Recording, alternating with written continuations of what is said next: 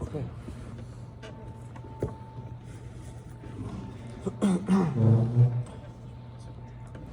Ok, Shavuot tout le monde. Shavuot à toi, mon fils. Allez, un cours un petit peu plus court cette semaine. Mais Bezrat Hashem, j'espère que ça vous plaît. Donc cette semaine-là, on va passer à Birkot HaShachar. On a fait jusqu'à Dad Modéani. On a fait Asher Yatzar. Et c'est toujours bien, le Midrash il dit Kol halomed ve'eno choser, toute personne qui étudie ne fait pas de chazara et ne révise pas. Kezorea ve'eno kotzer, c'est comme une personne qui va planter des Qui sait mais qui ne récolte pas. Voilà, qui sait mais qui ne récolte pas. Alors c'est toujours bien de faire de la chazara, peut-être réviser les paroles de la tefila qu'on a déjà vues, essayer de se rappeler peut-être des chidushim qu'on a mentionnés. C'est comme quelqu'un qui fait la prière, qui s'en va avant la dernière prière, c'est comme il plante mais il n'a pas récolté. Il a laissé ça à tout le monde, tout le reste. J'ai entendu quelque chose comme ça aussi avec le talit, tu enlèves le talit avant. Ouais. Donc, à ce point-là, on se retrouve au Birkot HaShachar. Le Birkot HaShachar, on les dit tous les matins. Moi, de manière générale, je les dis dans la voiture. Alors, comme ça, la tête en l'air. Alors, vraiment, c'est sûr, c'est pour moi, parce que pour être mitrazek, ma propre kavana pendant les brachot, parce que c'est pas idéal. Donc, la source des Birkot HaShachar, c'est Gemara dans le traité de brachot d'Ar 60b. Et je vous lis la Gemara. Les brachot, elles ont été instaurées vis-à-vis des actions qu'on fait le matin. Alors, je vous lis la Gemara. Qui metaer, lorsqu'une personne se lève le matin, Omer, Elohai, Neshama, Shenatata Bi, Teora, quand une personne se lève, la personne elle dit Elohai, Neshama, Shenatata Bi, Teora, Ata Yetzarta Bi, Ata Nefarta Bi, il y a des différentes nusachim. ואתה משמרה בקרבי, ואתה הדלית לה ממני, וזר מילתי לבוא, כל זמן שנשמע בקרבי, מודה לפניך, שם אלוהי ולאבותי, ריבון כל העולמים. Ok, tous les paroles, on va revenir à tout ça. Ok. Ensuite, qui shama kol tarnegola, lorsqu'une personne elle entend le matin la voix du tarnegol. Tarnegol c'est rooster, le coq. Quand on entend le coq, l'Eima on dit Baruch Asher Natan Aser Vivina Lafrin Ben Yom Ben Laila. Alors lorsqu'on entend le coq le matin, on dit Natan Aser Vivina. Le coq, c'est le réveil, non? Le coq, non, le coq. Lorsque le coq il fait le bruit à l'aube. Mais aujourd'hui, c'est le réveil. Il n'y a pas Le snooze. Qui patach ene, lorsqu'on ouvre les yeux, on dit Baruch Pokach Ivrim. Baruch Ata Hashem Pokach Ivrim. On va revenir à tout ça. Qui taritz veyativ, lorsque je m'étire un petit peu, on met Baruch Matir Asurim. Qui lavish, lorsque je mets mes habits, Lema Malbish Arumim. Qui zakif, lorsque je me tiens debout, tout droit, Lema Baruch Zokef Kefufim. Qui nachid le'ara, lorsque je mets mes pieds sur le plancher, Lema Baruch Rokah Haaretz Alamay. Qui masge, lorsqu'une personne elle commence à marcher, Lema Baruch Hamechin Mitzad et Gaver. Qui saïm misan, et lorsqu'une personne elle attache ses souliers, Lema Baruch Shasali Kol Tzorki. Ok, on va revenir à tout ça. Et la Gemara elle continue. Ok.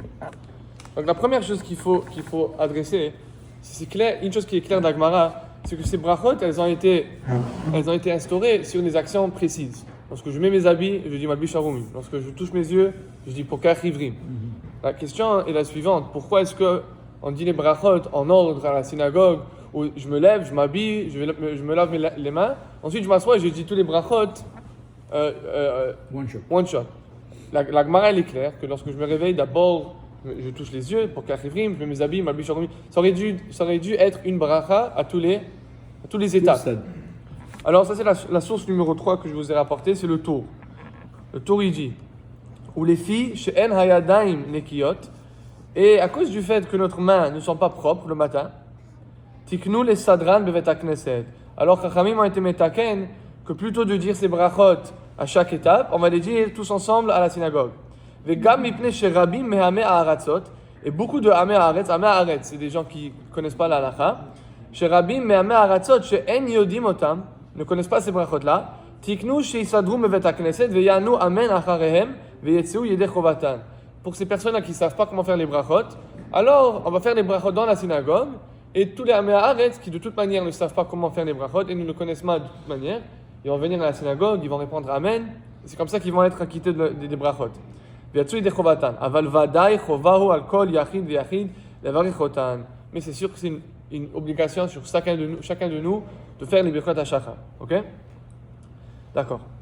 Alors là, j'aimerais commencer avec la première bracha, Anoten la Vivina, la Frim Enyam Uven Laila.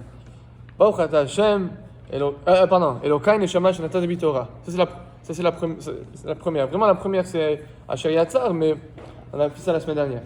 Alors, on commence. Elokai Neshama Shenata Bi Torah. Elokai, mon Dieu, Neshama Shenata Bi, la Neshama que tu as mise en moi, Théora. Elle est pure. Alors, tout d'abord, vous vous rappelez la semaine passée, on a vu le Rama dans le Shulchan Aruch. Il dit, à la fin de la bracha de Asher Yatzar, on dit Baruch Ata Hashem, Rofeh Echol Basar, ou Mafli La'asot.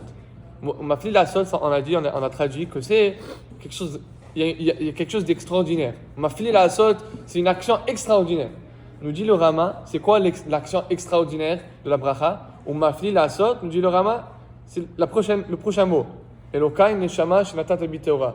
Le fait qu'Hachem puisse garder la Neshama, qui est spirituelle, dans un corps qui est matériel, ce tsirouf-là, ce mélange, cette combinaison-là, nous dit le Rama, c'est le plus grand chidouche de la création. Il n'y a rien qui est physique, qui est combiné avec quelque chose de spirituel. C'est deux aspects complètement différents. Nous dit le Rama, Mafli La'asot, c'est quoi le Pélé? Elokai Neshama Shenata Bi Torah. Le fait qu'il y ait une Neshama en moi. Alors ça, c'est Elokai. Numéro 2, la Gemara, la Chassidut, c'est une Gemara, mais je sais la Chassidut Breslev aussi, elle est très forte sur ça. L'idée de Bivili Nivra Olam. Il faut essayer de voir le monde dans une certaine manière, je ne sais pas exactement tous les détails, mais on doit essayer de voir le monde comme si elle a été créée pour nous. Pourquoi? Parce que si le monde a été créé pour moi et le monde est dépendant de moi, alors si je fais une mitzvah, alors je suis en train de bénéficier à tout le monde. Si je fais un avera, c'est catastrophique pour tout le monde.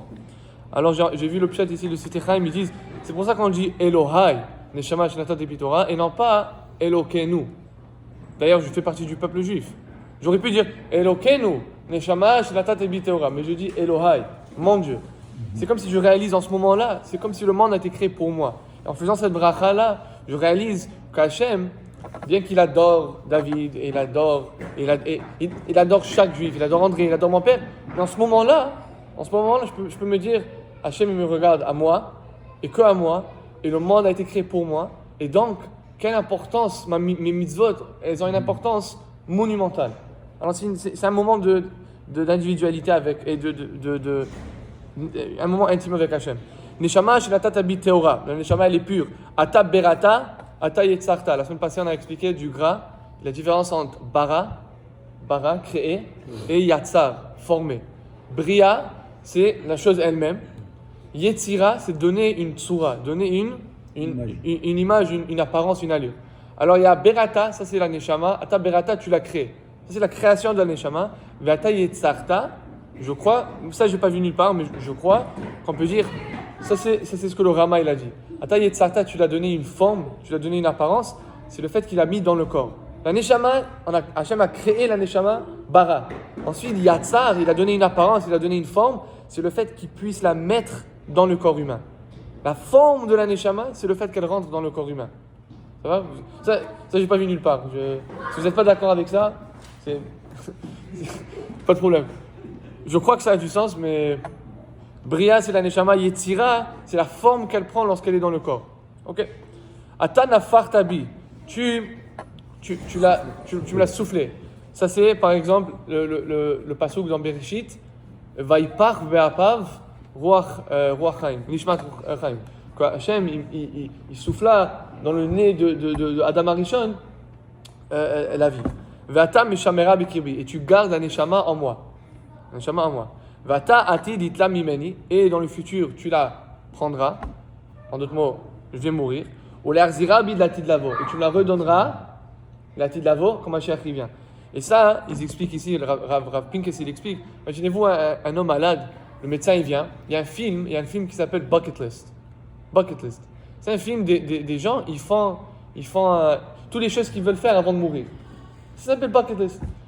Et il explique, imaginez-vous un médecin il vient et il dit au gars, écoute, tu es en bonne santé, hein, mais il te reste 2 mois. Non, il me reste 2 mois. Mais là, il vous reste 2 mois. Qu'est-ce qu'il fait ce gars-là? Ben, il prend une visa, il achète une Ferrari, il s'achète une grande... Et il se tape. Il s'éclate. Pourquoi? De toute manière, il me reste 2 mois à vivre, je vais vraiment m'éclater. Nous dit Rav Pinkes, c'est exactement ça.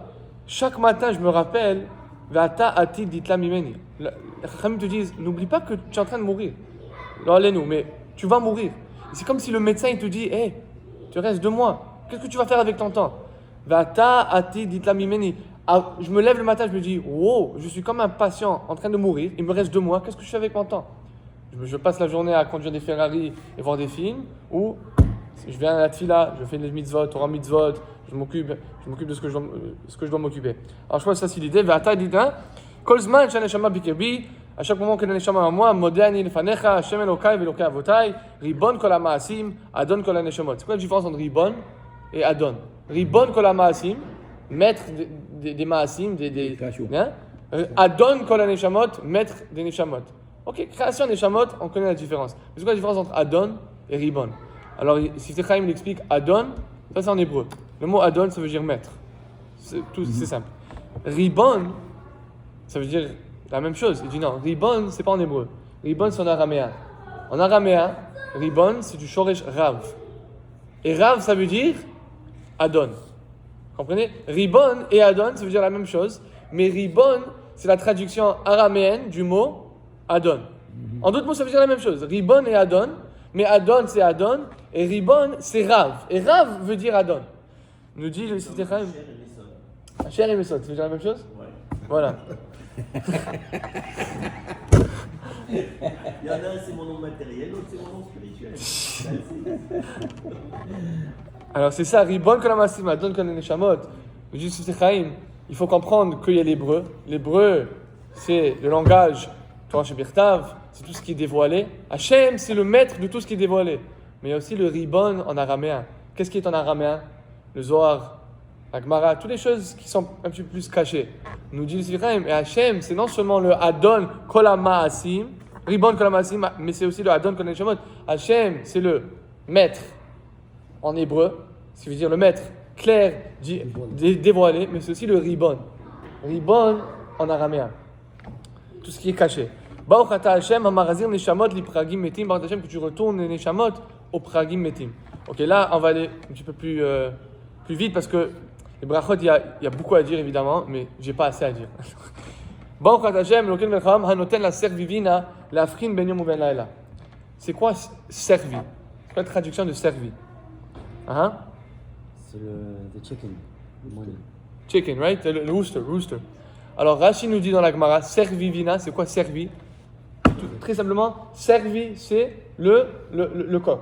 Quand j'entends le coq le matin, hanoten la servivina, Baruch ata Hashem, que tu as donné au coq, à servivina, bina, la compréhension, les afrin, ben yom ou ben laila, de différencier entre jour et nuit. Ça c'est Rashi. Regardez la source numéro 1, j'ai mis en bleu, ça c'est le Roche, Rabbeinu Asher Ben Yechiel. D'ailleurs, vous savez, tous les minagim marocains, alors nous, Marocains, on est des Sfaradim. On vient ou du Maroc, ou l'expulsion d'Espagne. Les Migourachim, les Toshavim. Ce qui se passe, c'est dans les années, je pense qu'il est venu en 1250, quelque chose comme ça. Le Roche, il quitte l'Allemagne et il vient en Espagne. Ensuite, après l'Espagne, au Maroc, ils ont accepté ces psakim. Alors vraiment, la Torah du Maroc, elle est très très très influencée du Roche. Très influencée du Roche. Par exemple, c'est le Roche qui dit qu'il faut dire Baruch Hu Baruch Shemo. Chez les Sfaradim, chez les Ashkenazim, lorsqu'on se fait acquitter d'une bracha, on dit jamais Baruch Hu Baruch Shemo. Chez eux, si tu dis Baruch Hu Baruch Shemo, si tu es en train d'être acquitté, le gars du Kiddush, et tu dis Baruch Hu Baruch Shemo, tu viens de te couper de la bracha. Le Roche, il dit il faut dire Baruch Hu Baruch Shemo, et les Marocains, ils ont accepté ça. C'est vraiment notre... et le talit, noir et blanc. Tous les Sfaradim mettent des talits blancs et blancs. Mais les Marocains, c'est les seuls qui mettent des talits blancs avec des lits noirs. C'est Ashkenaz.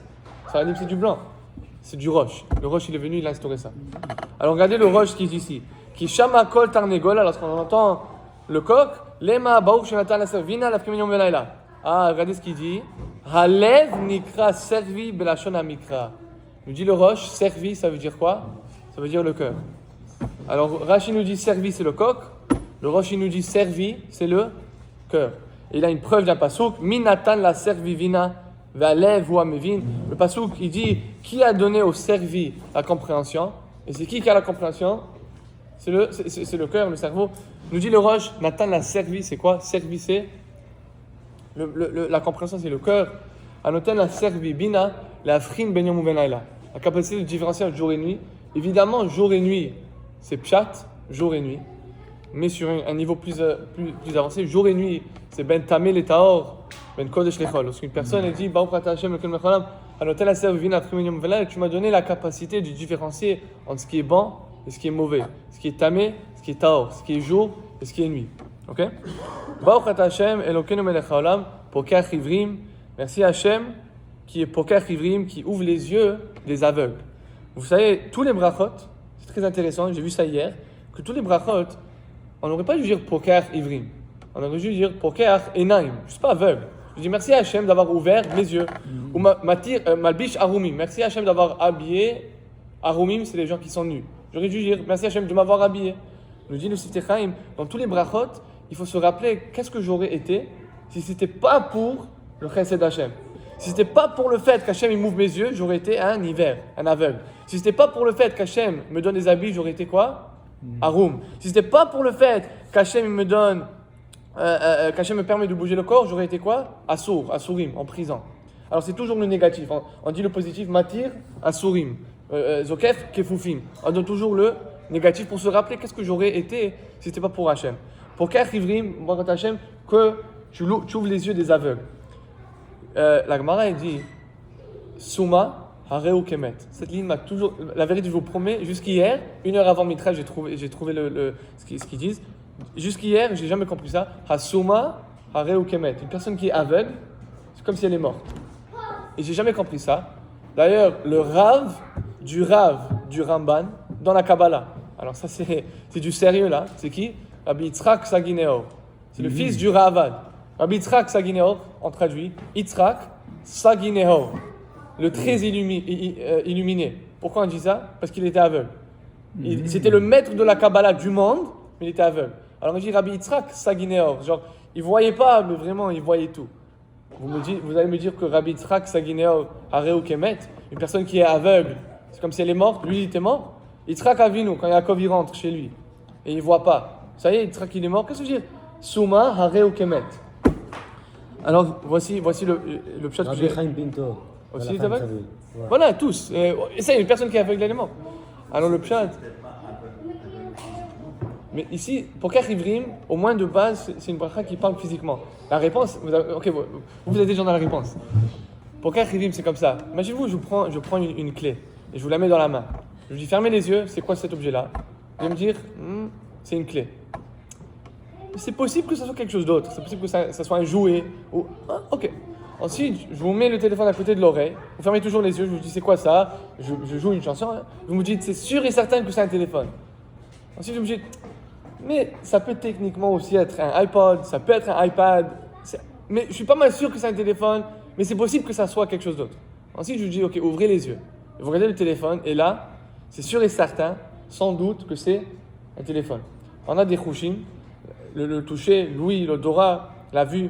Les chouchim, c'est notre capacité de voir et d'apprécier le chesed qu'Hachem y fait. Nous disent Chachamim dans la bracha de Pokach Ivrim, le plus grand mécanisme de Hoda'a, la manière dont je peux apprécier ce qu'Hachem y fait le plus, c'est à travers quoi? La Reïa. Lorsque je vois quelque chose, j'apprécie plus que lorsque j'entends, et j'apprécie plus lorsque je goûte que lorsque je touche. Pourquoi? Parce que c'est ça. Dominique, la semaine passée, vous avez parlé que les yeux, c'est genre le point de passage envers un neshama. Mais ça a tous nos sens. Tout le sens. Mais les yeux, c'est le plus. Et non, le pitre neshama. Pitre neshama. Donc, c'est ça le pshat. Une personne qui est aveugle, qu'est-ce qu'on dit dans Hallel? Lo hametim Alléluia, velo kol yodeduma. Une personne qui est morte ne peut pas louanger Hachem. Alors je crois que le pshat c'est comme ça. Une personne qui est aveugle, pourquoi est-ce qu'elle est morte? Pourquoi est-ce que c'est comme si elle est morte? Une personne qui est aveugle, elle a perdu la capacité de voir tout le bon qu'Hachem y fait. Une personne qui est aveugle ne peut pas voir sa femme et ses enfants, il ne peut pas voir une Gemara, il ne peut pas voir la vie, il ne peut pas apprécier la vie et donc il ne peut pas remercier Hachem de la même manière. Donc nous disent Chachamim, Souma hareu kemet. Pourquoi est-ce que l'aveugle est comme s'il est mort? Lo hametim Alléluia. Une personne qui est morte ne peut pas louanger Hachem. Alors lorsque je suis aveugle et je ne vois pas toute la bonté qu'Hachem y fait, C'est comme si je suis mort parce que je ne peux plus l'apprécier, je ne peux plus le remercier.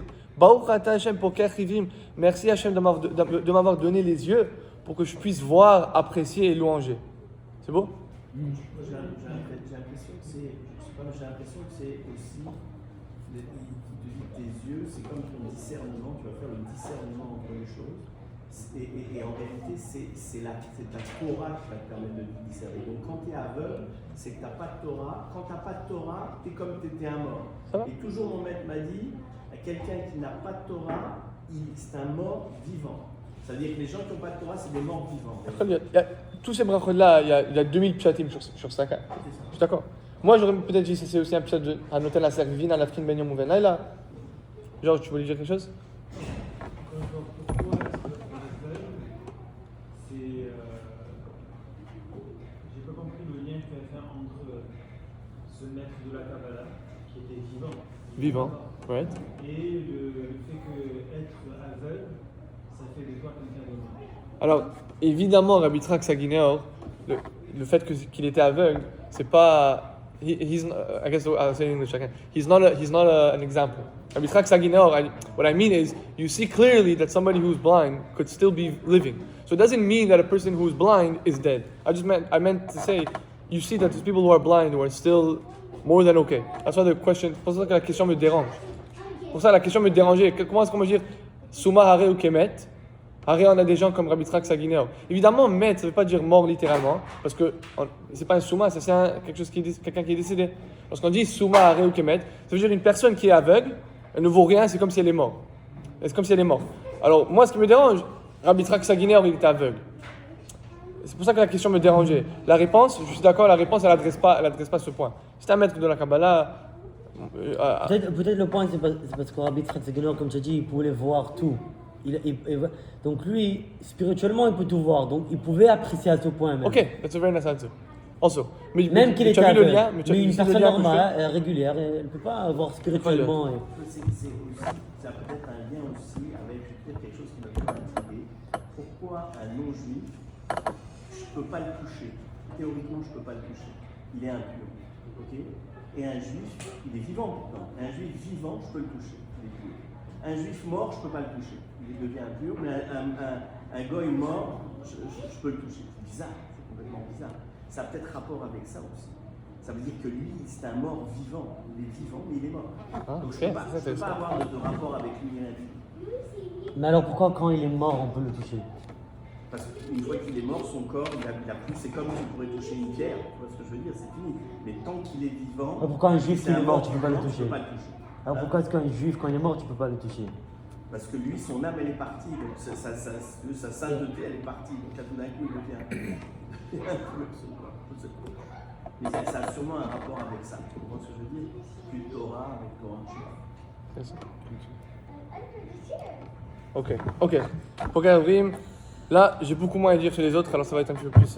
Baruch Ata Hashem Elokeinu melech haolam matir asurim. Matir asurim, c'est quoi asurim? Qu'est-ce que veut dire asurim? Prisonnier. Matir asurim. Les plus grands prisonniers de ce monde, on le voit, Georges, il peut témoigner, qu'il a cassé son bras il y a 1 an. Tu es en prison, tu perds la capacité de fonctionner. Alors imaginez-vous, pas seulement perdre un bras, perdre les 2 bras, ensuite perdre le tronc, les jambes et la tête. Une personne peut devenir prisonnier de son propre corps. Parce que je me lève le matin et je m'étire, ce que je réalise, je ne suis pas prisonnier de mon corps. Parce que la tête et le moire et la compréhension, c'est un monde, il veut voir les choses, mais le corps c'est comme un facteur limitant. Il me délimite, et il ne me permet pas de faire ce que je veux. Parce qu'une personne, elle devient prisonnière de son propre corps, c'est la pire prison qui puisse exister. Le dit Chachamim, faire une bracha sur ça, Baruch Ata Hashem, et le Kenucham, Matir Asurim, qui libère les prisonniers. En d'autres mots, qui me libère du fait que pendant la nuit, je suis prisonnier de mon corps. J'ai un ami qui a un syndrome, en anglais ça s'appelle, je sais pas, il se lève la nuit, mais il ne peut pas bouger son corps. Il peut pas bouger son corps. Et ça prend 5 à 10 minutes avant qu'il... C'est comme si le processus neuronal, il n'est pas intact à 100%, et donc il est conscient, il se réveille, mais il ne peut pas bouger. Et c'est permanent tout le temps? Ça n'arrive pas toujours, mais ça arrive de temps en temps. C'est un phénomène, c'est connu. Voilà, paralysie du sommeil. Et imaginez-vous, mais ils savent que ça arrive, donc ils n'ont pas peur. Mais imaginez-vous, vous vous levez demain matin, et vous ne bougez pas. Pas chaud, vous ne bougez pas. Vous essayez de bouger votre main, ça ne marche pas. Baruch Ata Hashem Matir Asurim. Et ça m'est arrivé la semaine dernière. À l'école maintenant, j'étudie le système nerveux. On étudie parce qu'une personne se fait mal à la colonne vertébrale. Vous voyez, c'est comme si les gens, le livre, il parlait comme ça. Ah, la personne, elle perd la capacité de bouger, de marcher. C'est un pélé. Imaginez-vous, un jour sans marcher, un jour sans épée. Même penser à ça, c'est fou. Baruch Hashem Matir Asurim. Ensuite, Baruch Hashem Elokeinu Melech Haolam, Zokef Kifufim. Zokef Kifufim, qui met les gens upright, droit. Pendant la nuit, on est tous penchés comme ça. Zokef Kifufim, la halakha nous dit, j'ai vu ça dans le Tour et le Bet Yosef, il rapporte ça au nom du Ravad. Qu'est-ce que je fais si une personne elle dit d'abord Zokef Kifufim? Alors il faut dire Matir Asurim, ensuite Zokef Kifufim. Le Ravad, il dit si. Non, Rav Amram Gaon, il dit si on dit Zokef Kifufim d'abord, on a perdu la bracha de Matir Asurim. Ça y est. Pourquoi? Parce que Zokef Kifufim, c'est une bracha, ça inclut. C'est une bracha plus grande.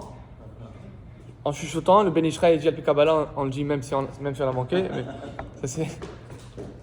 Ça arrive. C'est Moi, pas souvent, mais ça arrive. Ouais. Ça peut arriver. Les autres, il n'y a pas de problème. Mais Zokef Kifufim Matir Asurim, il y a un inyan de ne pas les dire. Mais selon, encore, je ne suis pas possèque du tout, mais je sais que le Ben Ishraï dit, et je sais que souvent les Sfaradim, lorsque ça vient en brachot, on dit ça fait que brachot, les hakel, on va toujours à le Harizal.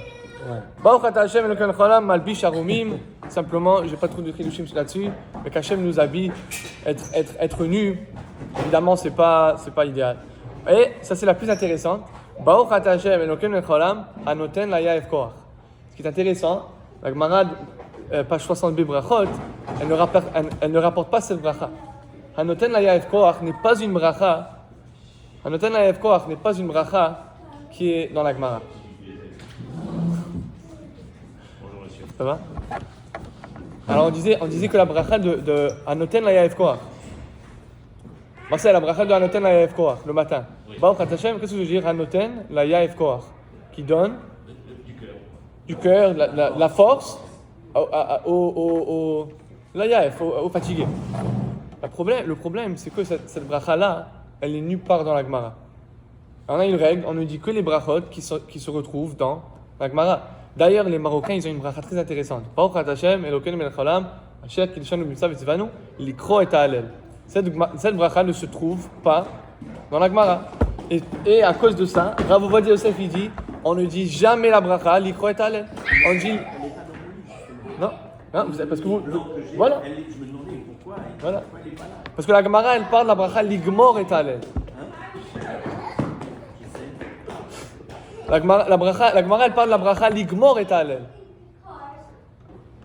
Ligmor et Ha'alel, c'est la bracha qu'on dit lorsqu'on finit le Ha'alel. Alors... le jour de Rosh Chodesh, on ne fait pas Rosh tout le Chodesh, on finit Hallel. pas le Hallel. On ne fait pas tout le Voilà. on fait pas l'Olano, on ne fait pas ça. Mais c'est une instauration des Rishonim, c'est le Rambam qui le rapporte. Ok. Mais au moins il pose la question sur ça. D'où est-ce qu'on retrouve cette bracha Hanoten Layaev Koach? Alors j'ai cherché et j'ai trouvé. C'est la source numéro 4. Ça c'est le Tour. C'est le fils du Rosh. Il a vécu il y a à peu près 600 ans. Alors source numéro 4. Od bracha achad yesh besidurei Ashkenaz. Il y a une bracha qui se retrouve dans les Sidurim Ashkenaz. Source numéro 4. Od bracha achad yesh besidurei Ashkenaz.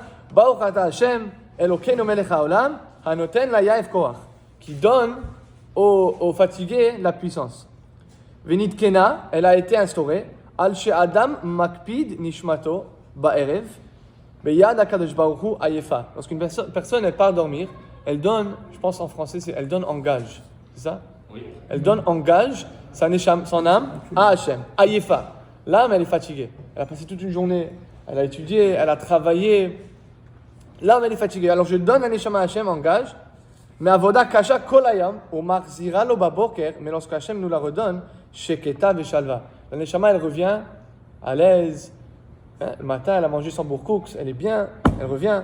Ve'alpi Midrash, et les paroles, la bracha, elle vient du Midrash, Chadashim la Bekarim, Rabba Emunatecha, Chadashim la Bekarim.